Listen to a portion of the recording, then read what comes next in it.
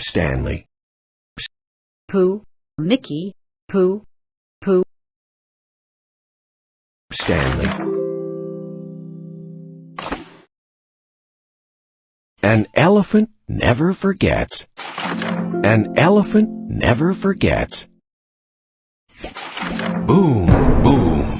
The floor in Stanley's room trembled. "I say," his goldfish Dennis said. "Hey, what's the big deal?" asked Elsie, Stanley's cat. "Who's making the racket?" "The biggest animal in the land," said Stanley, dressed in a big gray blanket. "Elephant?" cried his dog Harry. "Dudes, run!" "Silly Harry," said Stanley, taking a springy toy off his nose. "It's me, Stanley." "I knew it was Stanley," Dennis said with a sigh of relief.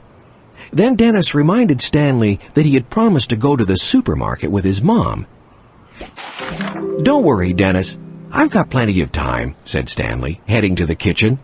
"I've got enough time to drink a big glass of orange juice." But there was just one problem. Stanley's big brother, Lionel, had finished the juice down to the very last drop. Just then, Stanley's mom called out that it was time to go to the store. And a good thing, too, thought Stanley. They needed more juice, now. "Don't leave without me, Mom," he yelled as he ran to his room. "I'll be right back." Stanley got dressed. Then he put on one sneaker and tied it. But when he reached for his other sneaker, it wasn't there.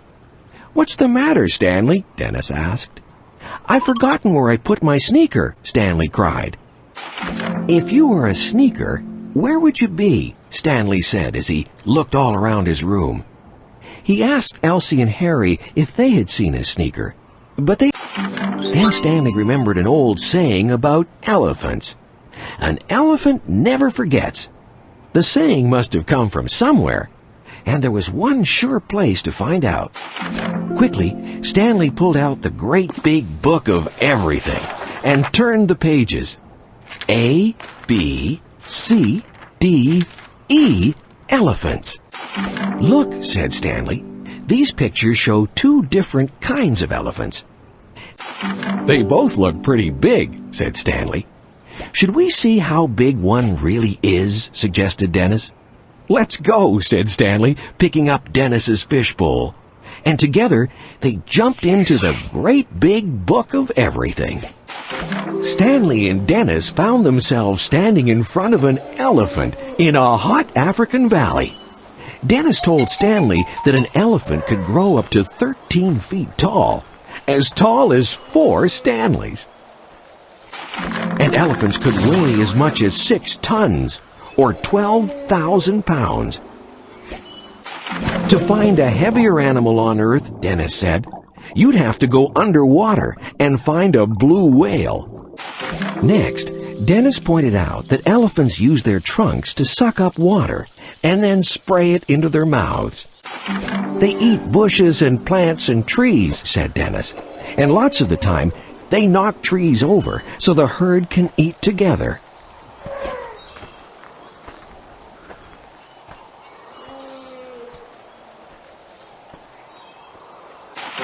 Now all that's left to figure out is if the saying is true, said Stanley.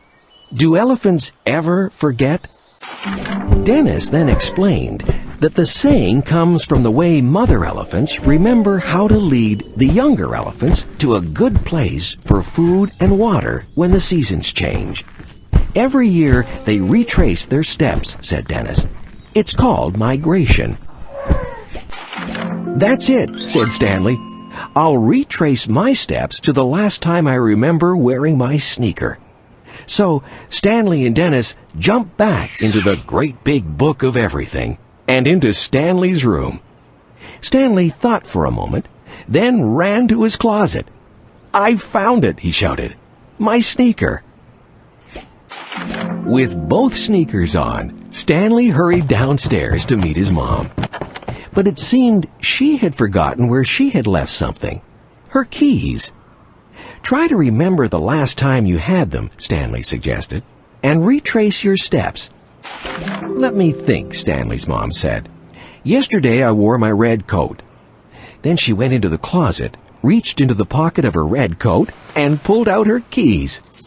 Stanley, how did you get to be such a smart boy? She said. Stanley smiled.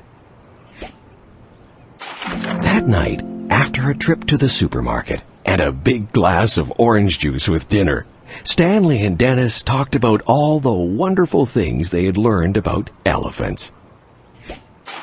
One thing I'll never forget, Stanley said with a big yawn, is how to fall asleep. Good night, Dennis. Good night, elephant boy, Stanley, Dennis said with a smile. The end.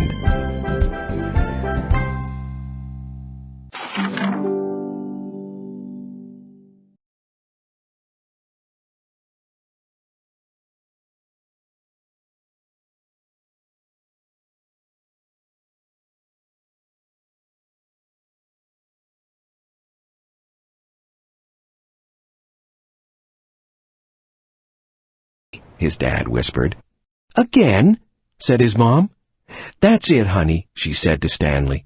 You've just got to go to bed early tonight. I don't see what's the big deal about sleeping, Stanley said, as he climbed into bed with his dog Harry and his cat Elsie. All Stanley wanted to do at bedtime was play, and that made him very sleepy during the day. Everyone needs sleep, Stanley, said his goldfish Dennis. Then he yawned. Sweet dreams, Stanley. See you in the morning.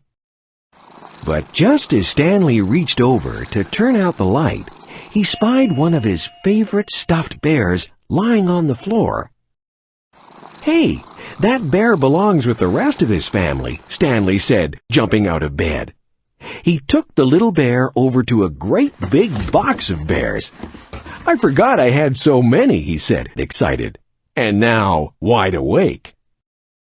Before long, no one in Stanley's room was getting any sleep. Growl! Stanley moved the bears noisily around his room. This one's the mother, he said, and the others are her cubs.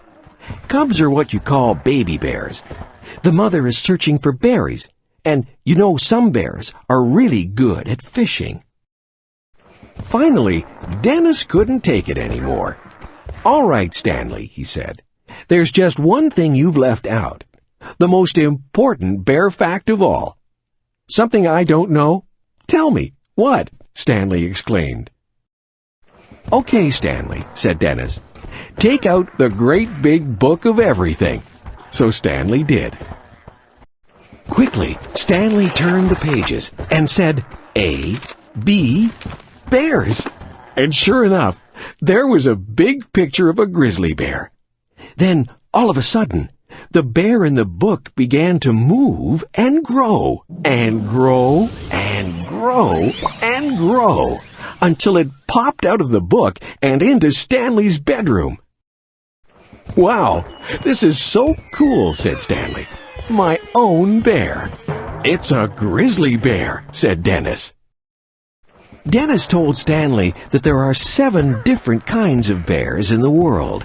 The polar bear, the sun bear, the Asiatic black bear, the sloth bear, the spectacled bear, the American black bear, and the brown bear, which is also the grizzly bear. The smallest one is only 3 feet long. That's just a little smaller than you are, continued Dennis. But the largest one stands nearly 12 feet tall.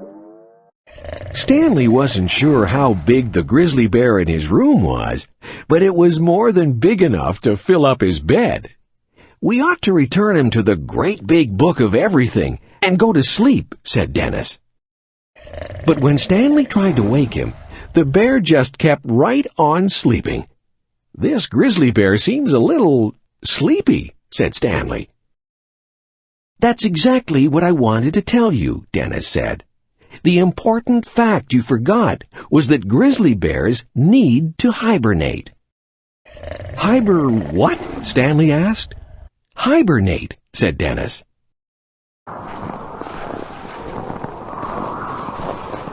Dennis went on to explain how bears like grizzlies save energy by sleeping in their caves all the way through the winter months when food is hard to find. So while you're out playing in the snow and doing fun winter things, Dennis said, grizzly bears just sleep. Oh, I get it, said Stanley. What a great idea. And it's exactly what you should be doing, Dennis said. Not all winter, just all night. Stanley nodded and said, maybe then I won't fall asleep in school anymore. Exactly, Dennis said with a smile. But before they could go to sleep, they had to send the grizzly back into the great big book of everything.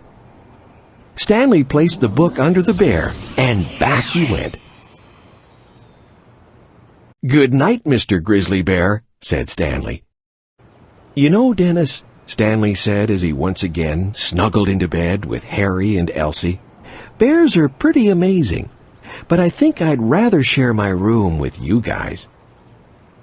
Dennis yawned one more big yawn. Good night, little grizzly bear, Stanley. The end.